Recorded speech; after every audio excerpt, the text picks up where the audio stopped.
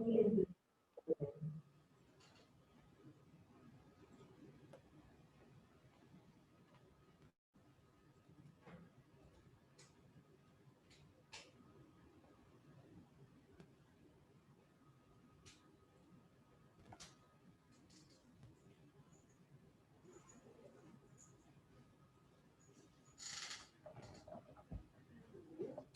right.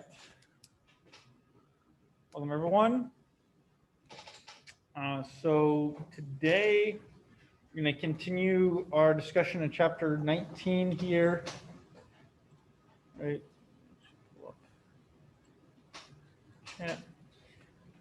Right, talking about electrochemistry, right? Oh, screen's blank. Get that? All right, there we go. Got it. All right, so we're talking about chapter 19 here, electrochemistry. Right, we introduced in the lecture last time the idea of oxidation numbers, right?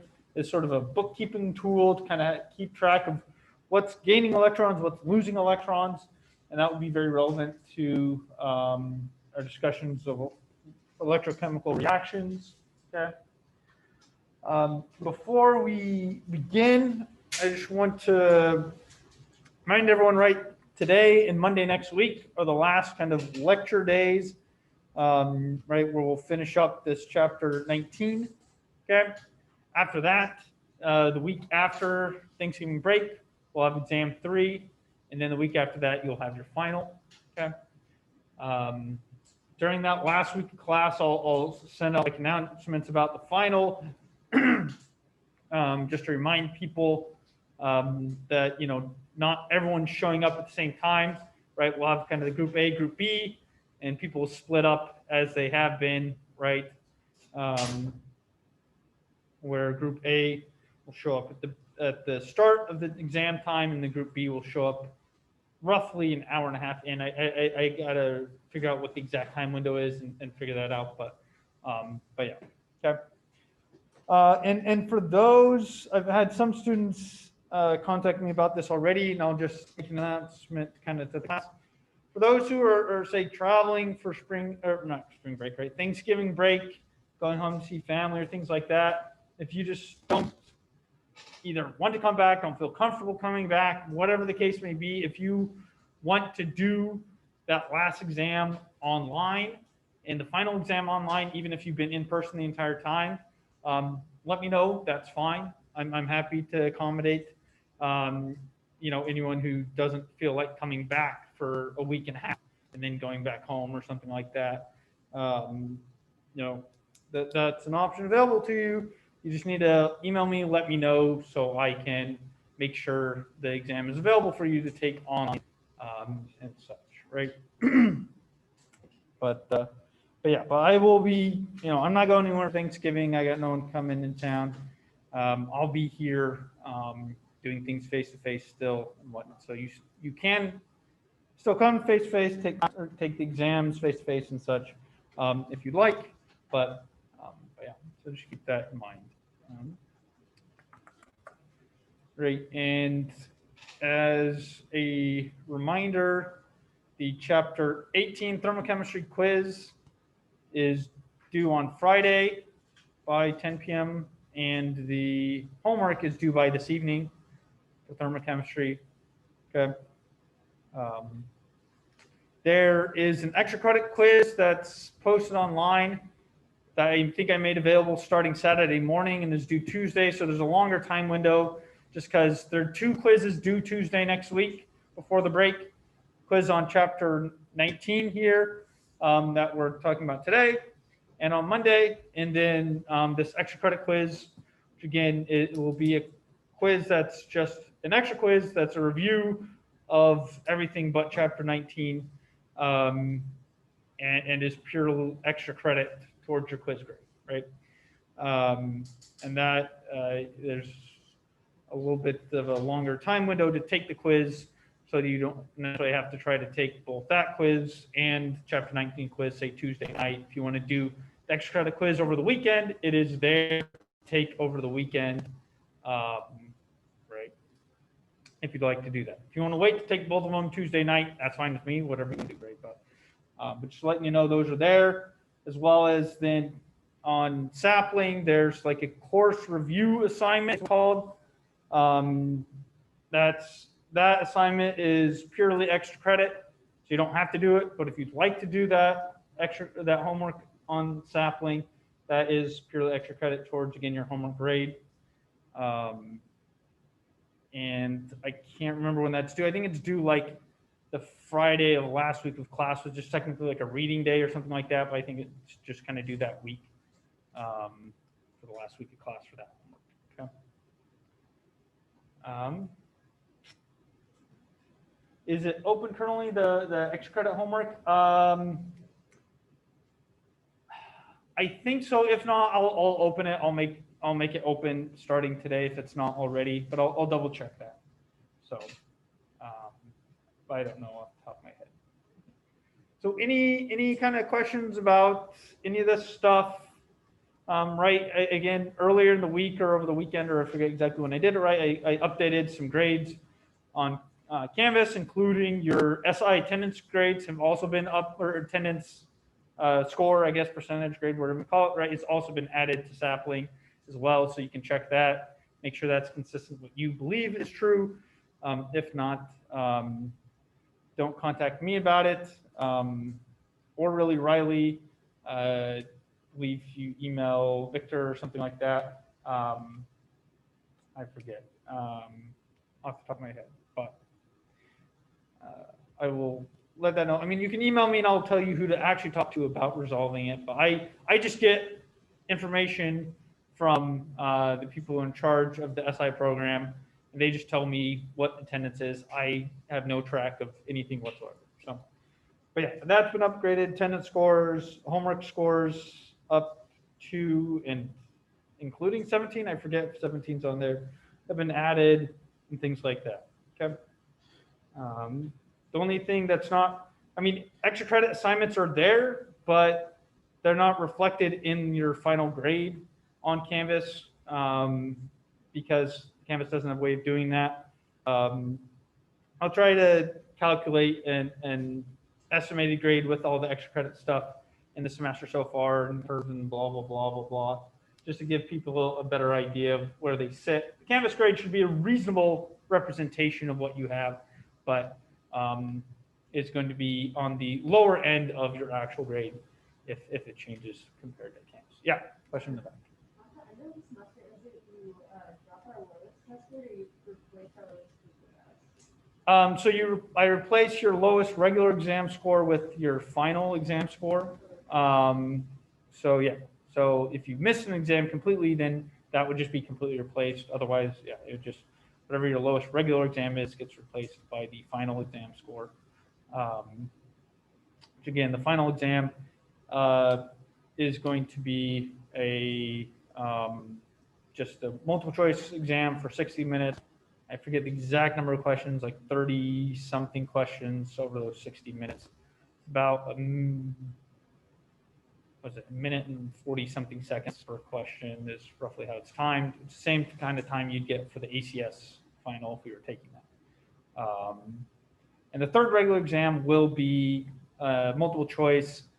I'll include some type of extra credit on there. I don't know if it'll be an extra credit free response question, or it'll be some extra multiple choice questions that will be extra credit. I don't know. I haven't decided how I want to do that, but I'll include at least an extra credit question or some extra credit question points on the third exam, as I did for the second. Yeah. Okay. Is the exam going to be all multiple choice, like to get ready for the final? Or is it gonna like how like one or two? So the question is, right, what exactly is the format exam 3? Exam 3 will be 4 credit, all multiple choice. If there's any non-multiple choice questions, those will be extra credit questions. And I will have the same number of questions as what would be on the final, things like that. So you also get an idea of the pace. I mean, I tried to do the same kind of time per question for multiple choice questions for the other 2 exams, right? But obviously, you personally can spend more time on multiple choice and less time on the free response if you decided to on the previous exams, right? But yeah, so for this one, it'll be the same number of questions as what will be on the final, same time limit, things like that. I'll just have, if is any free response, it's going to be purely extra credit for the third exam. Okay. Let's see here. So extra credit on sapling is a review. I don't know what section or chapter it's under. It should pop up near the top. If it's not available right now, I'll make it available today, and it should pop up near the top. It's called Course Review Assignment, I believe, is what it's called. But yeah, it is purely extra credit on sapling. I think I made an assignment on Canvas related with that as well. If I didn't, I will. I think I did. Let's see. Okay, so yeah, so I guess if you have any questions about your SI attendance, email Riley first, and she'll let you know who to contact if you need to contact with somebody. Okay. Any other kind of questions, logistic questions, or other things like that? Right. I'll send out something early next week about details about kind of the third exam, like I did for the second exam, and I'll make a module on Canvas for the third exam for kind of to locate everything related with preparing for it as I did the second exam. Yeah, question? Do you think that module will be released before Thanksgiving? Yeah, I'll have it. I'll do it before Thanksgiving break. I might even try to do it before the end of the week. But yeah, it will at least be there by say Monday at the latest. Is my plan is to have all that stuff, an announcement set out about the third exam done by Monday at the latest. So, okay. Any other questions? All right. Okay. So now that we're kind of done with all that logistical stuff, let's get into electrochemistry. Okay. So in electrochemistry, we talk about reduction oxidation reactions. Okay. These are electrochemical reactions. So first we need to talk about what the heck does reduction and oxidation mean. Okay. So a reduction reaction, how would one define a reduction reaction? Yeah. So for a reduction reaction, right? For reduction reaction, you're gaining electrons, right? Electrons are in the reactants side of the reaction, right? So for a reduction reaction, some atom, right, some molecule, right, something is gaining electrons, okay, right, which is like reducing its charge, okay? So its charge is being reduced. So it's a reduction reaction. It's kind of where that name comes from, right? So the charges are being reduced on your atom or element, okay? So it's gaining electrons, okay? Right? Reduction is the gain of electrons, right? And so these electrons appear on the reactant side of your reaction, right? So if you see electrons in the reactant side of the half reaction, then that's a reduction reaction. So oxidation reaction is then going to be what? Right, yeah. Reduction is the gain of electrons, right? Oxidation reaction is the loss of electrons, right? Those electrons are the products side of the reaction, right? Oh, is that not? How did that work? All right. Right, so again, reduction reactions, gain of electrons, oxidation, you lost your electrons, right? So that's why we have these oxidation numbers, because if I calculate the oxidation numbers of all my elements in my overall chemical reaction, I can look what atoms are gaining electrons from reactants to products and what atoms are losing electrons from reactants to products, and that will tell me what is being oxidized and what is being reduced, right? And I'll use this term half reaction. So our oxidation reduction reactions, okay, right? An overall reaction like this is an oxidation reduction reaction. Okay, it has something that's being oxidized and something that's being reduced. Often, we'll see a lot of what are called half reactions. So half of the overall reduction oxidation reactions will react one half reaction. Okay, let's see if click got an example. Right, this, okay, so right here, go back, right? This is a half reaction, right?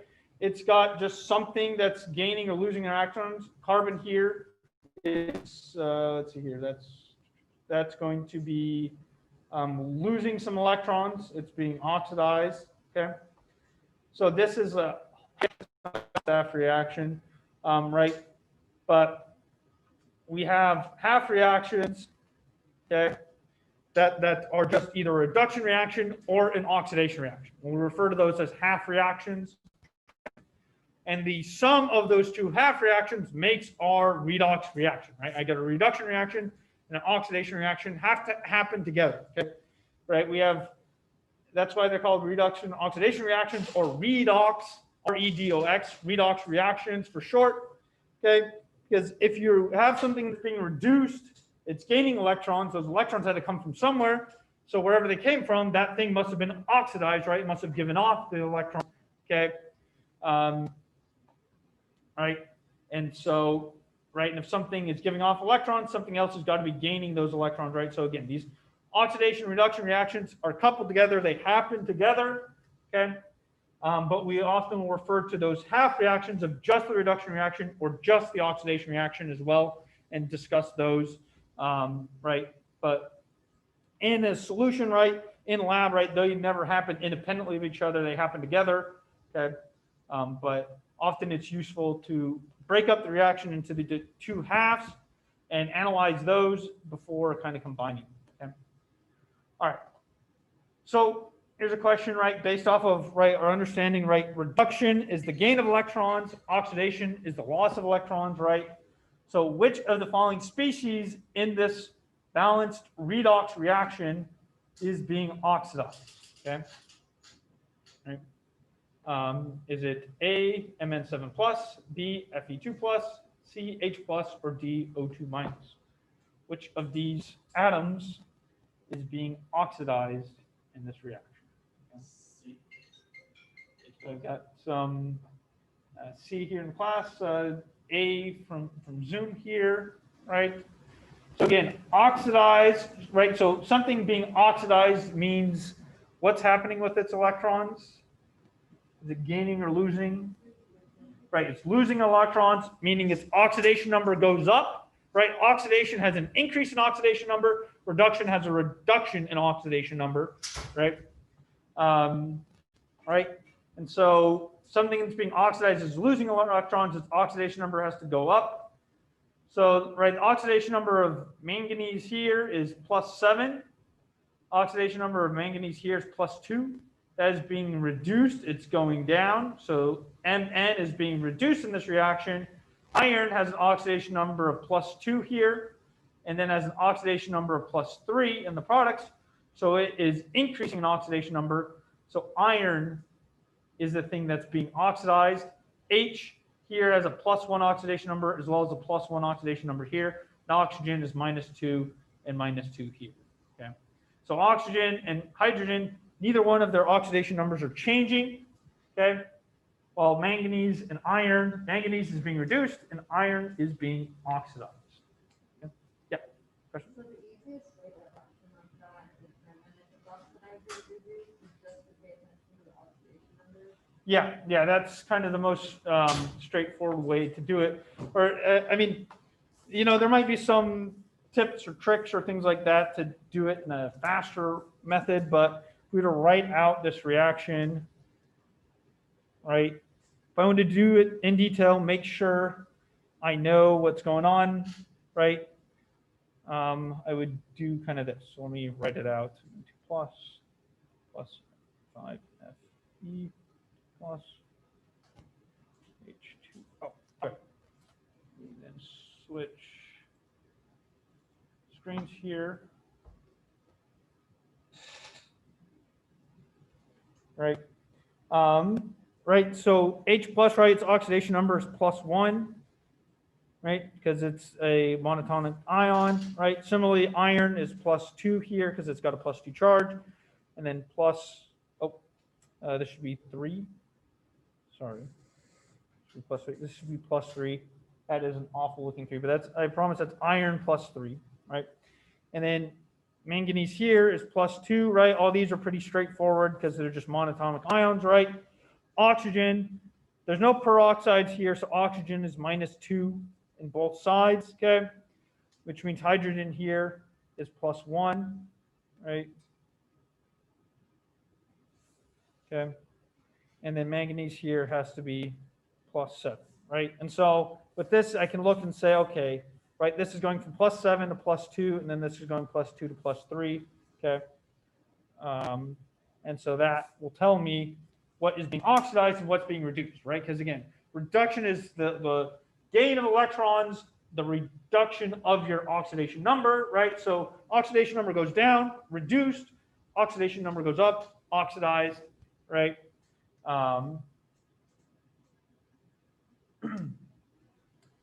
Right. So again, oxidation is gain, or the loss of electrons, gain in oxidation number, if you will. Reduction is the gain of electrons. You're lowering your oxidation number, reducing your oxidation number for reduction. Okay? So yeah, I mean, so when I'm looking at these things, this is the type of analysis I do. I might not write it out in detail, but this is the type of thing I do. I look to see how the oxidation number is changing between reactants and product side to figure out what's being oxidized and what's being reduced. Questions about this example?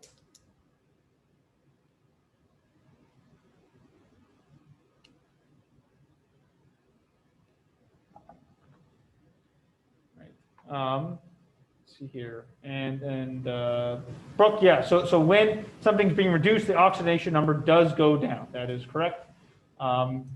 And then you had the oil rig. That was the kind of I forget what that's called. But the learning technique that I'd gotten from another faculty member here, right? Oil rigs, oxidation is losing, reduction is gaining. Okay? Right? That's in the PowerPoint slides and the lecture videos online as well.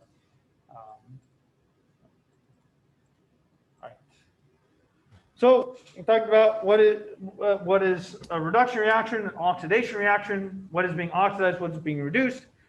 So the next question is, what is an oxidizing agent and a reduction agent? So what is an oxidizing agent? What is that can be defined as? Or what happens to an oxidizing agent? Yeah, an oxidizing agent is reduced and causes something else to be oxidized. Okay. All right, so an oxidizing agent is causing something else to be oxidized. That's why it's called an oxidizing agent. It's causing something else to be oxidized, and if something else is being oxidized, it has to be reduced, right? Because something has to be reduced. So something else is being oxidized, it's going to be reduced, right? And so a reducing agent, similarly, right, is oxidized and causes something else to be reduced. Why does that happen? All right. Yep. Right. So again, oxidizing agents reduce themselves and causing something else to be oxidized, while reducing agent is oxidized and causes something else to be reduced. Often talk about strength of oxidizing and reducing agents, right? So a stronger oxidizing agent just means that it causes more things to be oxidized, right? Something is a very strong oxidizing agent. That means it will cause almost anything to be oxidized, and it itself really wants to be reduced, okay? For reducing agents, right, the stronger the reducing agent, the more things it can reduce, and it itself wants to really be oxidized. And we'll talk even more about that when we talk about things like cell potential and stuff, probably a little bit later today. Okay? The questions about the definition of oxidation and reduction reactions, oxidizing agents and reducing agents. Okay. So again, just keep in mind, oxidizing agents aren't actually being oxidized, right? That's something that took me a little bit to get over. the fact that oxidizing agents are being reduced and causing something else to be oxidized and such. Okay? So then in that reaction we had before, right? What species then is considered the oxidizing agent and what species is considered the reducing agent? Right, and if you have your like examples handout, this is the kind of question right below the oxidation state number examples that we talked about last time.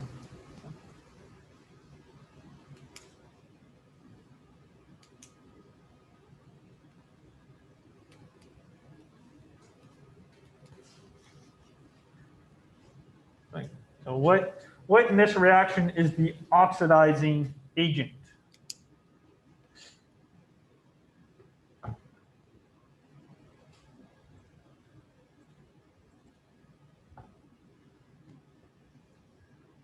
right, so this is the same. This is that reaction that was on that slide, right? And so again, what is the oxidizing agent for this reaction?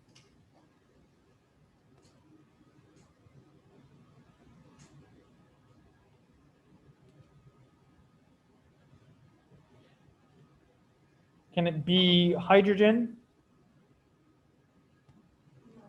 No, right? It can't be hydrogen because hydrogen's oxidation number does not change, right? And for oxidizing and reducing agents, right, their oxidation numbers are going to change, right? So it's definitely not hydrogen, okay? And it's definitely not going to be oxygen for the same reason, okay? But so what here is going to be the oxidizing agent?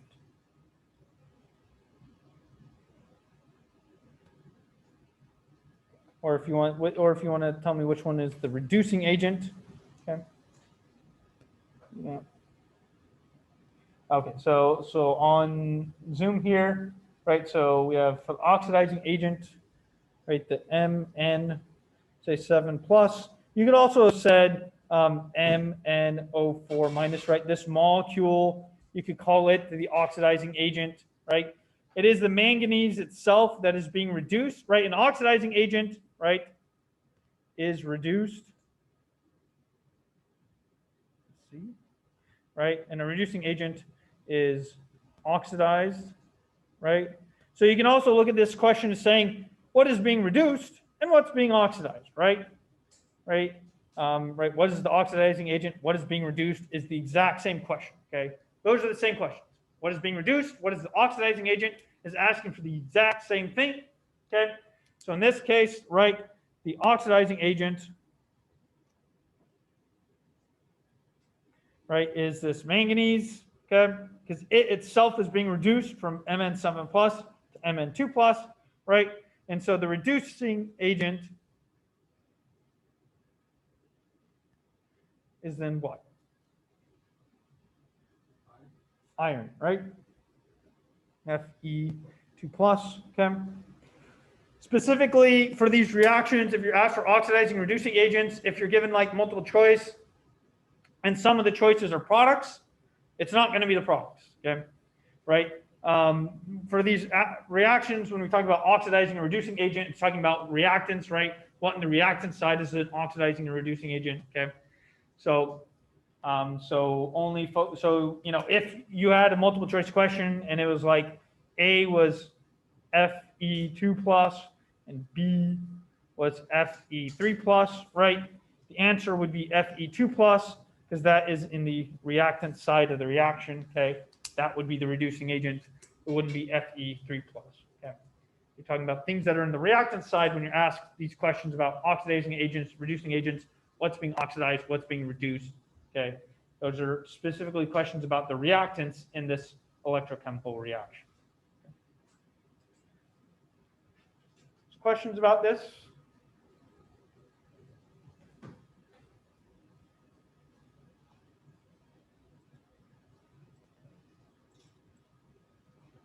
All right. So in the following balanced redox reaction, what species is the oxidizing agent?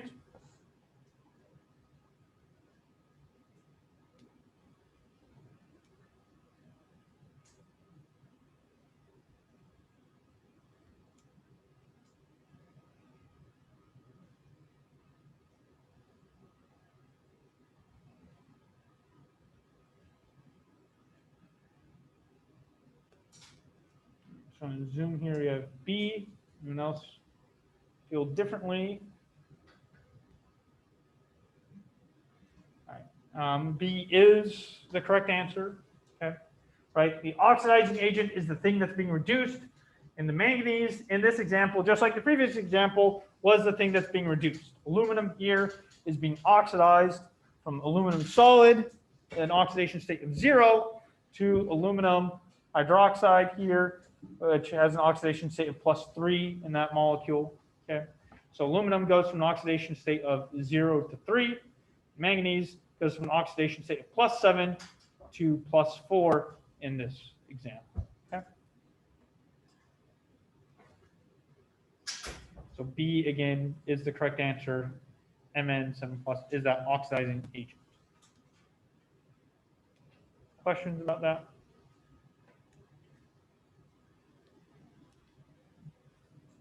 We want to hammer this stuff home, right, to just make sure we understand oxidizing agents, reducing agents, what's being oxidized, what's being reduced. Because in a little bit, we'll talk about electrochemical cells, and we'll talk about things like anodes and cathodes and things like that, right?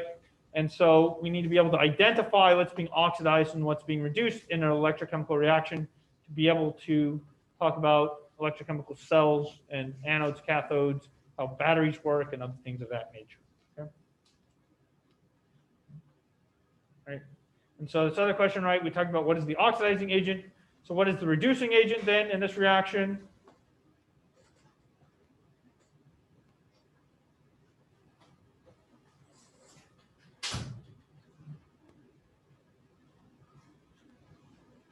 Right. Thank you, Jared. Yeah, it is A as well, right? As we just talked about, right? Aluminum is being oxidized, so it is the reducing agent. Okay. All right. So the next bit in this lecture is about balancing these reactions. Okay. So balancing redox reactions is a little bit more detailed than balancing just typical chemical reactions, where you're just trying to balance atoms, right, by multiplying by stoichiometric coefficients. Okay, that's involved here, but that's not the only step for balancing redox reactions. Okay, so for balancing a redox reaction, okay, we have a number of steps. The first step is just write out the two half reactions. Okay, so as I talked about, right, each reduction oxidation reaction, right, redox reaction has a reduction reaction and an oxidation reaction that we treat as half reactions. Okay, they're half of the total reaction. That's why they're called half reactions. Okay, and we're going to balance them independently of each other first. Okay, and to do that, you first balance all elements that are not hydrogen and oxygen, just like you would any other chemical reaction. Okay, multiply by the appropriate stoichiometric coefficients to balance out all elements, but hydrogen and oxygen. To balance oxygen, you add waters to your reaction to balance the number of oxygens on the reactants and product side. To balance hydrogens, you add H plus to the reactants or product side in order to balance the total number of hydrogens in the reaction. And then to balance the charge, you have to add electrons in order to make the charge on the reactant side and the product side equal. Okay, right? So we want in our balanced reaction, right, we want the same number of elements, same number of charges on the reactant side and product side, and so that's how we do it. Okay, and then step 6 is finally adding together those two balanced half reactions. Okay, or I guess that's step 7, right? Step 6, sorry, right, is you want to make sure the number of electrons being transferred in your two half reactions are equal. Okay, so if one half reaction has 2 electrons being transferred, the other one has 1, then I need to multiply the half reaction that has 1 electron being transferred by a stoichiometric coefficient of 2 to make sure there's a total of 2 electrons being transferred in both half reactions, right? We'll see examples of this, right? And we'll go over this in detail. And once you have these balanced half reactions and the balanced number of electrons between them, you add them together and simplify, okay, to get the total balanced electrochemical reaction. And if you're doing this in a basic solution, you then have to remove the hydrogen ions by adding OH minus. And again, we'll do an example of that. Okay, so you see what this is all about. So we'll go over examples of this, but any kind of general questions about these steps, what they mean?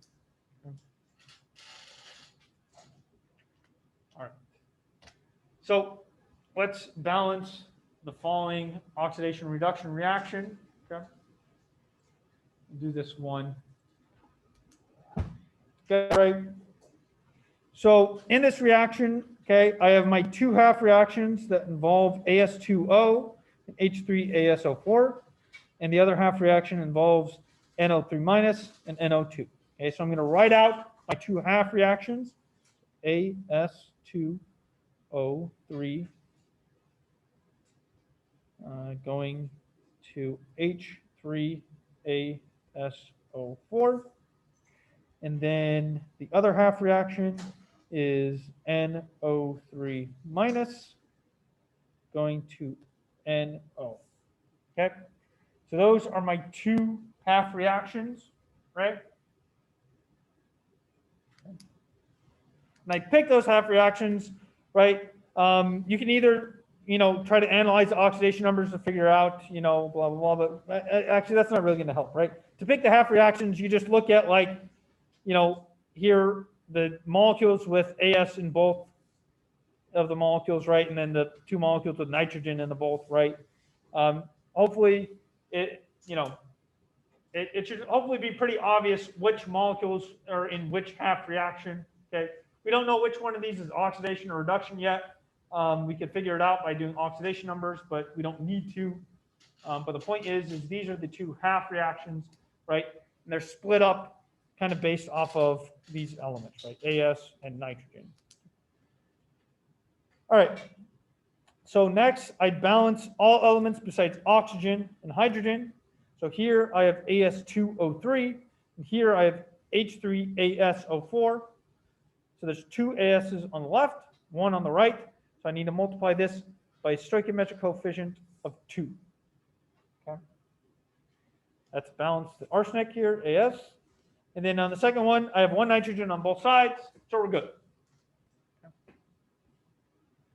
Any questions so far about what we're doing, why we're doing it, how we're doing it? Okay. So now I've balanced everything but oxygen and nitrogen. Now I'm going to balance my oxygens by adding waters. Okay. So on the left side, I have 3 oxygens. On the right side, I have 2 times 4, so a total of 8 oxygens on the right side. So I have to add a total of 5 water molecules to the left side, to the reactant side of that reaction. Okay? And on the bottom reaction, I have 3 oxygens on the reactant side and 1 on the products. So I have to add 2 water molecules to the product side. Okay? So questions about that step? Why I added 5 waters to the reactants on the first reaction and 2 waters to the products on the second? Yeah. I added to the products on the second because I have 3 oxygens here and 1 oxygen over here. So I need to add 2 more oxygens, right? Every water has 1 oxygen. So I add 2 more oxygens onto the product side in order to get a total of 3 oxygens on the products and 3 oxygens on the reactants. And then here, right, I have 8 oxygens on the reactants and 8 oxygens on the products on that first reaction with the addition of the 5 waters.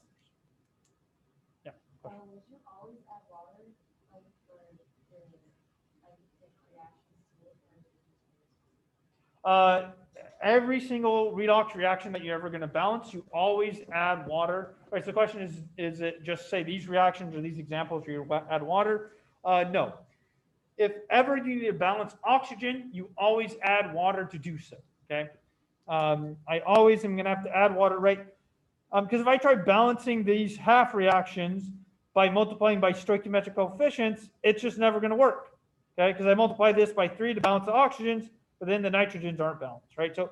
So to balance oxygens, you always add water when balancing redox reactions, right? So for reduction oxidation reactions, you'll always add water to balance the oxygens in the reaction. So again, here, I added water here to balance the number of oxygens, and I added water here to balance the number of oxygens. And so that will always be done no matter what the half reaction is, okay? Now, I might have some half reactions that don't involve oxygens, so then I won't need to add any waters, and we'll see examples of that. But if oxygen is involved, you need to balance it by adding water. Other questions? All right, so next we balance hydrogen by adding H plus ions, okay? I have a total of 10 hydrogens on the reactant side here, 5 times 2. And I have a total of 6 hydrogens on the product side, so I have to add 4 more hydrogens to balance that reaction, okay? And then in the second reaction here, I'm going to add hydrogens. I have 4 on the products, so I'm going to have to add 4 H pluses to my reactant side. Okay.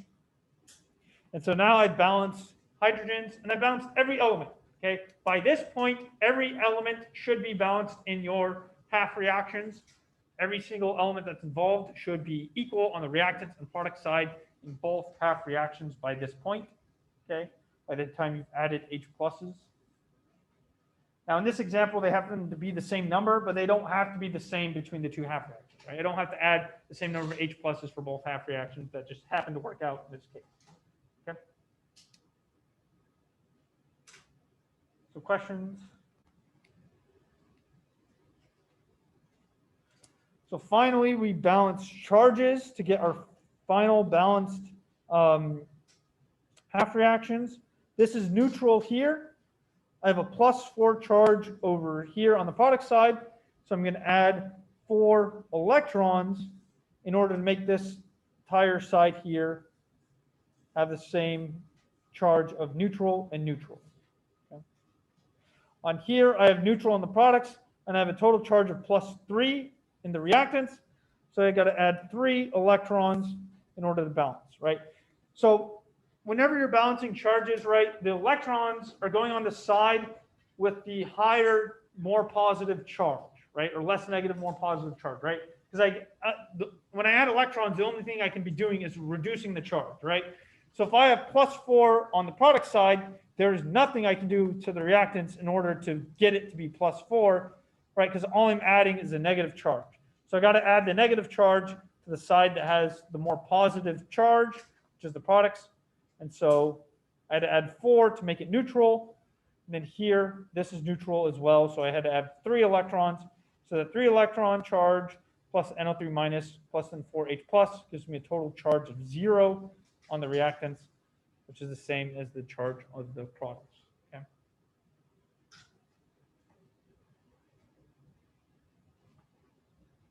All right. So questions about why I added electrons, where I added them to?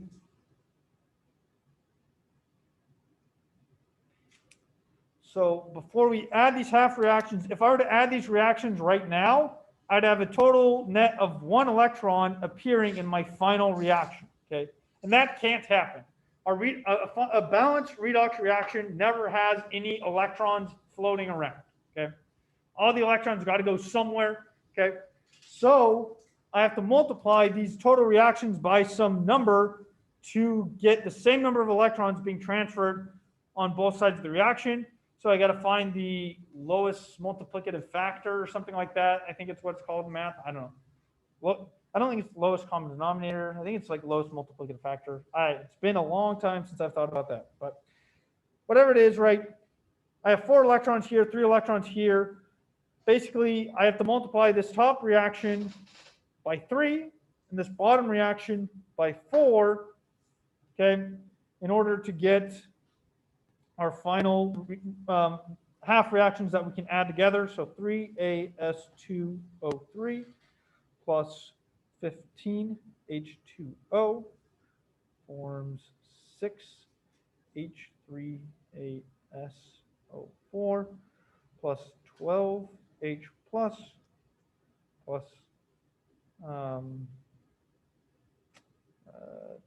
12E minus. And then this other reaction comes out to be 4NO3 minus plus 16H plus 12E minus, forming 4NO plus 8H2O. Okay. So these are now my balanced half reactions with the same number of charges being transferred between the two half reactions. Okay, 12 and 12. Okay. Right. I guess I'll ask this question real quick, right? Which of these half reactions is the oxidation reaction and which one is the reduction reaction? You can say the first or the second. So which is the oxidation reaction? Right, the first one is the oxidation, right? Because it is producing electrons. The second one is the reduction reaction because it is gaining electrons, right? So this is my oxidation reaction. This is my reduction reaction, okay? And so finally, I can add these two reactions together to get my final net reaction, okay? I'm just going to grab a different pen real quick.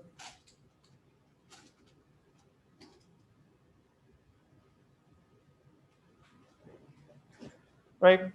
So when I do this, right, notice that I have 15 hydrogens, or 15 waters, sorry, here and 8 here. Okay? So these 8 waters are going to cancel with 8 of the waters here to leave me with 7 waters left over, right? My 12 electrons cancel between the two, okay? And then for the hydrogens, I have 16 hydrogens here and 12 here. So these 12 hydrogens cancel out with 12 hydrogen over here to leave me with just 4 H pluses, okay? And then everything else is unique, right? And so the final balanced redox reaction is going to be 3AS2O3 plus 7H2O plus 4NO3 minus plus 4H plus yields 6H3ASO4 plus 4NO. Okay.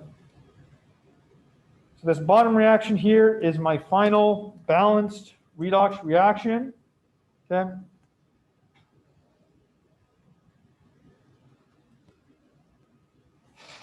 Right. After kind of simplifying things down and removing all excess hydrogens and hydroxides and such. So questions about this?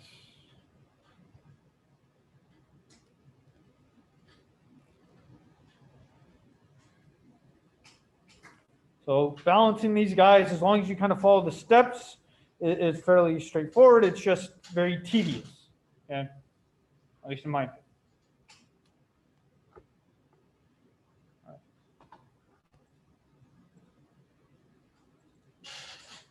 All right, so we'll just look at a half reaction here. So how many water molecules must I add and to which side of this reaction to balance the oxygens for this reaction?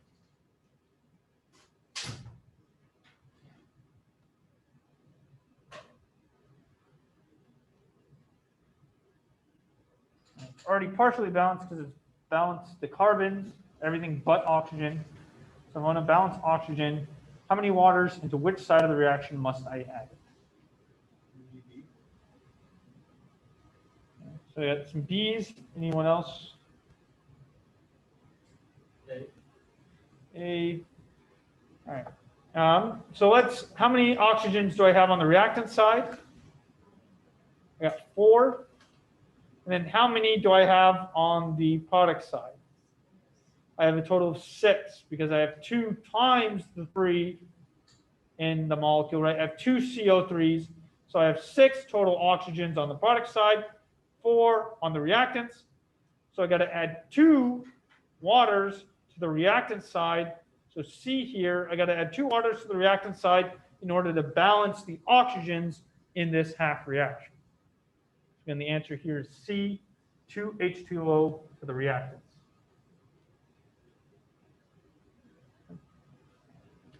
Again, right, make sure in these that you pay attention to your stoichiometric coefficients, right, to make sure that you right, identify that this is a total of 6 oxygens, right, and questions about that?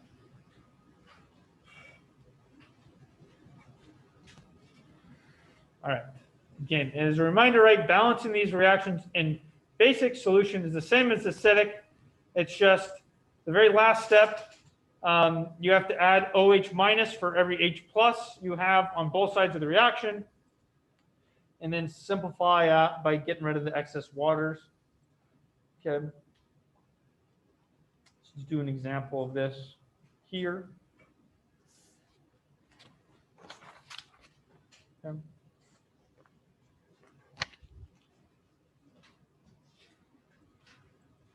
So this is kind of the second example. Go over this a little bit faster than the previous one, but right, still kind of identify the different steps. So first, I break things up into my half reactions. Okay. One half reaction involves aluminum metal and then aluminum hydroxide, and then the other half reaction is involving manganese oxide here, MnO2. Okay, so those are my two half reactions. Right, aluminum is balanced in the top one, manganese is balanced in the bottom one, so I don't have to do anything else for those. So the balanced oxygens, I could add 4 waters to the top reaction, and then I have 4 here, 2 here, so I got to add 2 waters to the products on the bottom reaction, right? Then to balance hydrogens, I have a total of 8 hydrogens here and a total of 4 over here. So I have to add 4 H pluses here onto the product side for the top reaction, and then I have a total of 4 waters here, 4 hydrogens here, sorry, 4 hydrogens. So I have to add, and 0 over here, so I got to add 4 H pluses over here. Again, conveniently, the same number of hydrogens are added, but that's just a coincidence. Okay, so don't think that you add the same number of hydrogens every time. That is just a coincidence for the 2 examples that we've done. It's not true in every case. Okay, right, and then I'll balance the charges. I have a total of 0 charge on the reactant side, a total of +3 charge here. So I have to add 3 electrons in order to make this side neutral. I have a total of +3 charges here and 0 charge over here. So I got to add 3 electrons there. Okay. Oh, this isn't a great example. Look at this. All right. Well, questions about what we've done. So now we have finally our balanced half reactions. Okay. Any questions about these balanced half reactions? Yeah.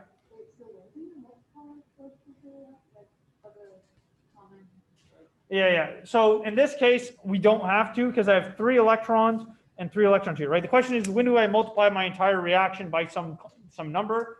That is only done to make sure the same number of electrons are being transferred in both half reactions.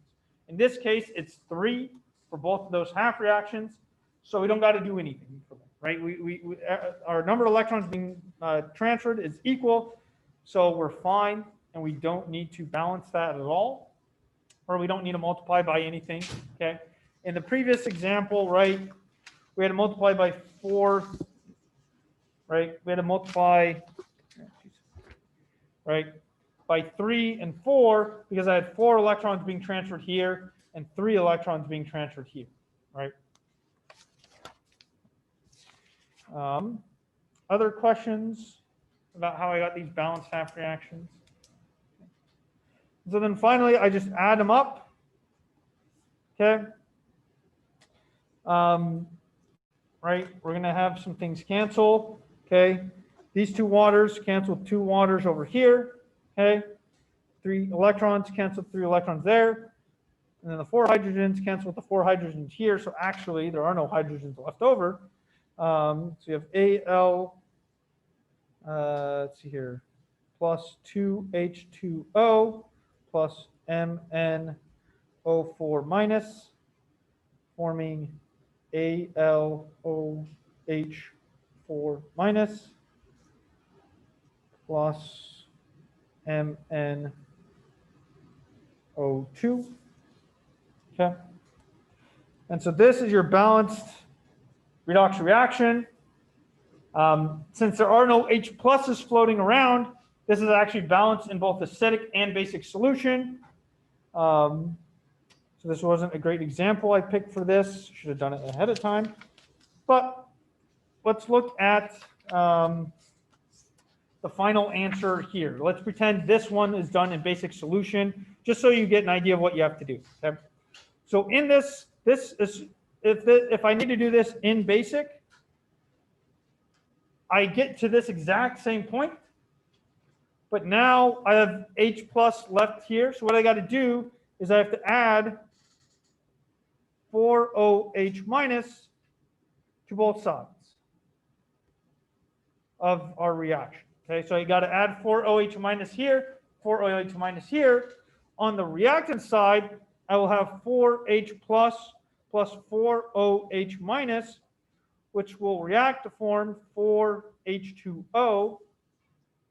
And so after the addition of 4 hydroxides to both sides of the reaction, this reaction will become 3AS2O3 plus 7H2O plus 4NO3 minus plus 4H2O forming 6H3ASO4 plus 4NO plus 4O.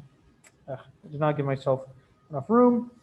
This is plus 4OH minus. Okay, I did not give myself enough room on that. I apologize. Okay, so how I got to here is, again, what I did up here is I added plus 4OH minus plus 4OH minus, right? So I added 4OH minuses to both sides of my reaction, and then I use the fact that those 4OH minuses will react with the 4H pluses to form 4 waters, and that is where this 4 water came from and why I have 4OH minus here. And then it's just simplifying, okay? In this case, I have 7 waters on the reactant side plus 4, right? So simplifying this down just a little bit is 3AS2O3 plus 11H2O plus 4NO3 minus, forming 6H3ASO4 plus 4NO plus 4OH minus. Okay, so, right, and so this is the balanced reaction in basic solution. Okay. So that is what you need to do if you're to balance these things in basic solution. Is you do everything you would in acidic solution. You just do this extra step of adding this same amount of hydroxides as you do hydrogen ions and reacting those things to form water, okay, and then simplifying a little bit, right? So questions about this, how to do these things in basic solution?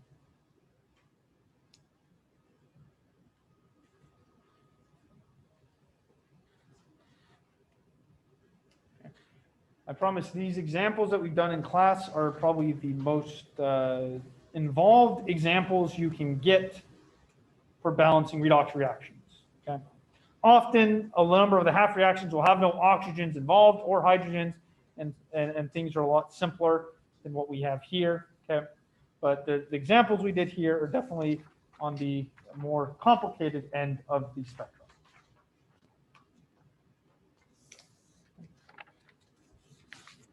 So again, any questions about balancing these two? Yeah. Do you have any like practice sheets on your this for like doing this? I don't have anything right now. I can try to put something up there about like a bunch of non-balanced ones and then the balanced answers below them or something like that. Yeah, I can look and put something up there for that. But yeah, I don't have any extra examples here right now on Canvas. Yeah. Any other questions? All right. Let's go back. Slides. All right. So now, right. So we talked about redox reactions. Okay. Talked about what they are, right? How to balance them, what's happening in them, right? So now talk a little bit about electrochemical cells. Talk about that, right? Need to understand why we have these things, right? And it all to do with, right, electricity, right?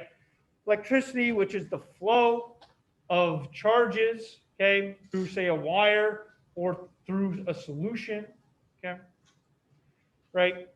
And then if you have this electricity flowing through something against something like a potential, okay, a potential is sort of an electromotive force, okay, it's a force, a Coulombic type force, okay, it's measured in volts, okay, again, we'll often call the cell potential of a reaction, could be referred to as its electromotive force, it's the same thing, okay, and it's a force that pushes on charges to make current, okay, and when you have, again, this current, this flow of charges against some potential, you will get electrical work out, which is how you power devices, right? All your electronic devices are powered by flowing charges against the potential to provide some amount of work that then is converted to doing other things in those devices, okay? You might convert that electrical work to mechanical work, right? Say in a blender, maybe you convert that electrical work to light in a TV, okay? Flow of current into your TV provides electrical work, which then the molecules in your TV, say if it's an OLED TV, the organic molecules in there, then take those electrons and form excited states that emit light and produce color, right, in your TV, okay? All those things have to do with electrons moving through a potential. And so, like, let's pretend we have these redox reactions that I can split into half reactions and have some wire transferring through them. If I do that, then I can harness electricity, right? I can get electricity out, right? And that's how your batteries work, right? Is you have a reduction and an oxidation reaction that occur within this battery, but only are able to connect to each other through some outside circuit in, say, your remote that you plug your battery into, okay? Right, and so you can imagine your battery has two half reactions, an oxidation and reduction reaction, that the wire that connects them runs through, say, your remote control, all right? And so only when you plug the battery into the remote control can that electricity travel through, and you can get power from those batteries, right? Okay, so let's talk about this setup, okay? So these are called electrochemical cells. Specifically, what's shown here is a galvanic cell, okay, or voltaic. So galvanic voltaic cell is referring to the same thing. It's an electrochemical cell. It's an apparatus where I have some sort of electrochemical reaction occurring, where I break the reactions into two compartments, okay, that have a wire connecting those two reactions, where the electrons flow through that wire, okay, to get out electricity, okay. So in my electrochemical cell, I have a number of important things that we label, okay. We have the anode in your electrochemical cell, and your galvanic cell. In the anode, you have the oxidation reaction occurring. I remember that because anode starts with a vowel, oxidation starts with a vowel. So anode has the oxidation reaction, okay. The cathode has the reduction reaction occurring. Cathode starts with a consonant, right? Reduction starts with consonant C-R-A-O, right? And so anode oxidation, cathode reduction reaction. Again, these are connected by a wire where the electrons flow from the anode to the cathode, right? And then these solutions have to be connected through a salt bridge, okay? And the reason is as these electrons are flowing from the anode to the cathode, I'm carrying charge away from my anode and adding it to my cathode, okay? And I can't have solutions that are like net positive charge or net negative charge, right? The charges in these solutions have to remain neutral. So to do that, I have to have some sort of salt bridge that connects these two that allows anions and cations to flow through that salt bridge. So things like nitrate, which is an anion, will flow towards the anode, and then cations like sodium ion here will flow through the cathode, right? So that's why they're called anode and cathode. Anode, the anions flow to the anode. cathode, cations flow to the cathode, okay, through your salt bridge. If the salt bridge didn't exist, these reactions would not occur, okay? So you need the salt bridge to connect these two things, okay?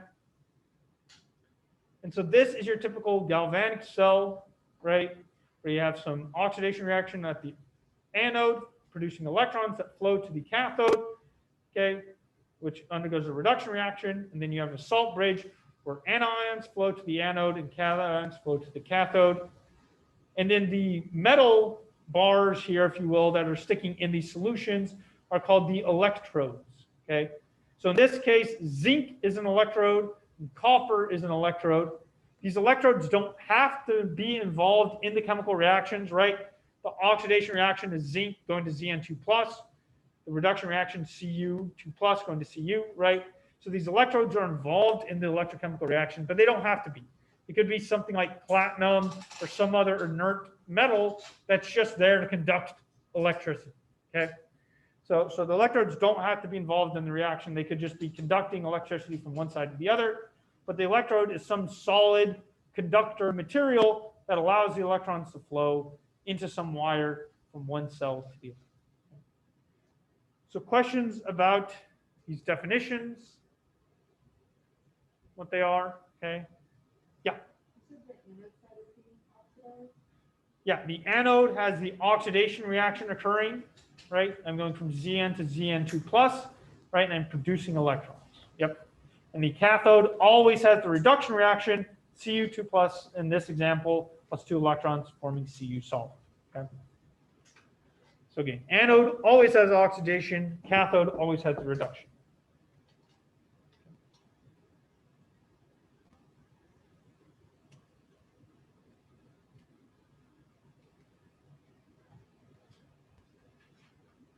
All right. Again, I remember these things because anode, oxidation both start with vowels, for example. There's other ways you can remember it. I think there's some, like what? Anox, anode, oxidation, red, cat, reduction, cathode. I think as an example given on the slides online. Okay. Other questions? So again, right, keep in mind these key terms, right? The anode that has the oxidation reaction, electrons flow from the anode to the cathode, which has the reduction reaction. Okay, and your salt bridge allows ions to flow between the anode and cathode, where the anions flow to the anode, and the cations flow to the cathode. Okay, all of these are important descriptors that we need to remember, need to keep in mind when describing electrochemical cells, things like galvanic cells. Okay.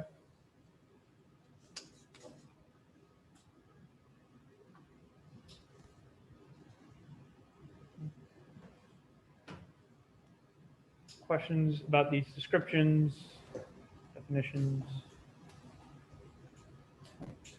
Right, and then the other thing that was shown in this picture here was this voltage, 1.10 volts.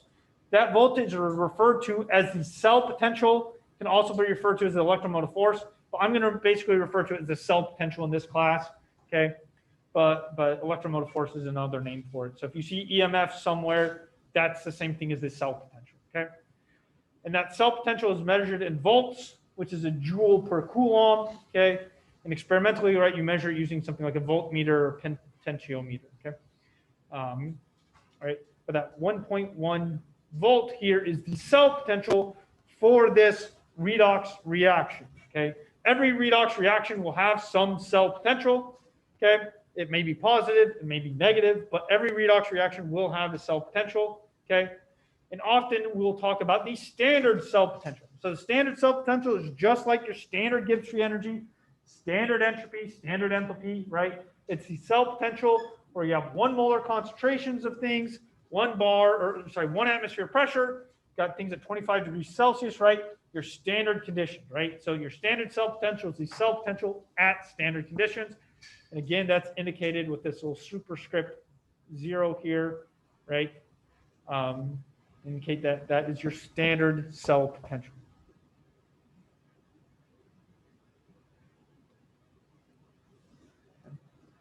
So the cell potentials, right? We can measure the cell potential for the overall chemical reaction, okay, that we want, right? I can measure it for the overall redox reaction. For example, here's Zn going to Zn2 plus, then 2H plus going to H2, right? The total chemical reaction is, Zn plus 2H plus going to Zn2 plus H2 gas, right? So I can measure the cell potential for the redox reaction, but there's no way of measuring the cell potential for a given reduction reaction or a given oxidation reaction, right? For a half reaction, I can't measure that experimentally because they never happen by themselves, right? They always happen together, right? Coupled, okay? So in order to discuss the cell potentials for half reactions, we define a reference cell potential, and that is the standard hydrogen electrode. Okay, so this half reaction here on the right side, this reduction reaction is considered the standard hydrogen electrode, okay, where the reaction is 2H plus 2 electrons forming H2 gas, okay. That standard hydrogen electrode has, by definition, a cell potential of 0, okay. So the reduction potential for this half reaction is 0, so that in this overall electrochemical reaction, okay, right, so that standard hydrogen reduction potential is 0, okay, for 2H plus 2 electrons going to H2 gas, okay. And so given that, by defining that, I can then write the reduction potentials for any other reduction reaction by measuring the overall chemical potential or cell potential with the standard hydrogen electrode as one side, and then your other reduction or oxidation reaction as the other side, right? So this 0.76 volts is the oxidation potential for this zinc to Zn2 plus reaction. And I know that because the reduction potential is 0, okay? And do I have, okay, I don't have that written here, okay? But in general, okay, for any electrochemical reaction, any redox reaction, okay, the standard cell potential for any redox reaction is equal to the reduction potential of the reduction half reaction plus the oxidation potential for the oxidation half reaction, okay? So we can define the reduction or oxidation potentials for the standard oxidation or reduction potentials for these half reactions, okay? And I just add those two things up to get the overall total cell potential for my redox reaction, okay? So in the example that was given, right, the reduction reaction was this H2H plus 2E minus going to H2 gas, okay? That had a reduction potential equal to 0, okay? Which means that the cell potential that's measured equals the oxidation potential of that zinc, okay? Because of the fact that the reduction potential of my other half reaction is by definition 0, so by using this electrochemical cell, I can measure the fact that the oxidation potential of zinc solid, the Zn2 plus, is 0.76 volts, okay? Because I defined the reduction potential of H2 plus to H2 gas as 0. And so that's how you get all of these reduction potentials in a standard reduction potential table like this, is by using the fact, okay, that I've defined this as 0. So in lab, I can measure the cell potential with this half reaction and then any other half reaction that I want. And the overall cell potential that I measure is going to equal the potential of that other half reaction, okay? So that's how these things are measured in lab, is by measuring them with reference to the standard hydrogen electrode, okay? Right?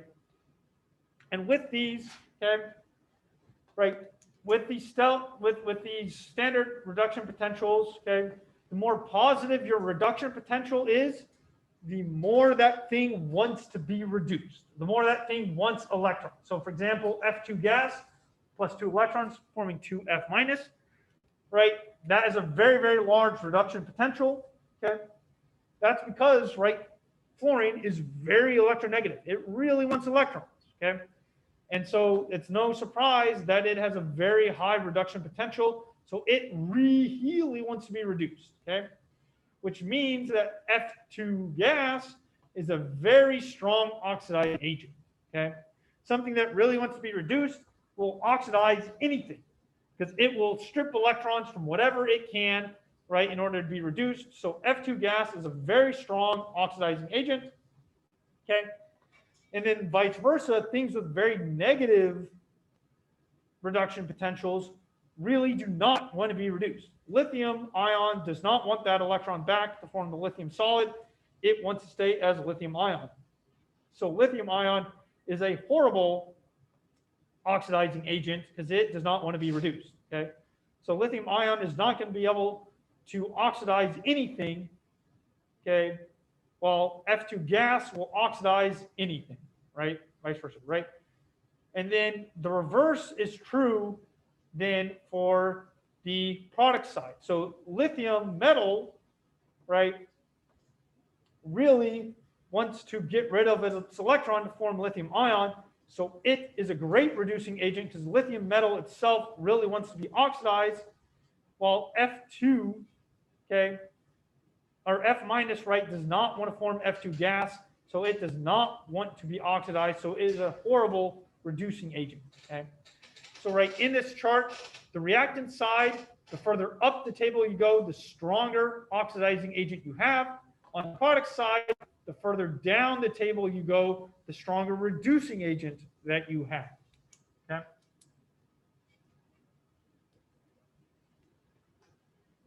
Questions about that?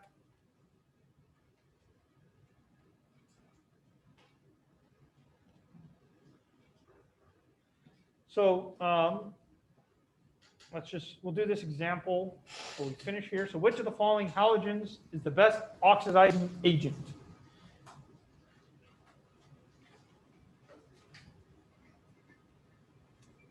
It's going to be A, B, C, or D.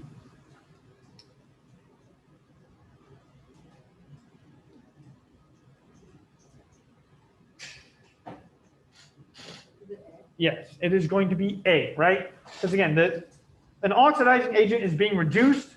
The more positive your reduction potential, the stronger that thing wants to be reduced, the more that thing wants to be reduced. So F2 here has the largest reduction potential, so it really wants to be reduced, okay?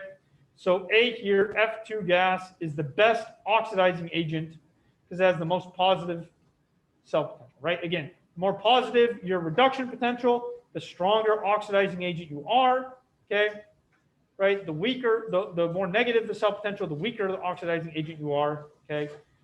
And then in the products, right, if you flip these reactions, okay, this would be what is being oxidized, and that becomes a great reducing agent, and this is a horrible reducing agent, right? So you got this inverse relationship between oxidizing and reducing agents on the reactants and product side of these reactions, okay? And so we'll get more into this. We'll talk more about these cell potentials next time, okay? And do some more examples with them and kind of finish up on Monday our discussion of electrochemistry. Okay? Don't forget to turn in your participation questions. I have questions about the electrons. Whenever you added them, like how would you know like to add 3 like So for example here, right, I have a positive charge over here and a neutral charge here. Right, electrons have a negative charge, so if I added electrons over here, it would only make this more negative, and I never am going to get to a 2+ charge.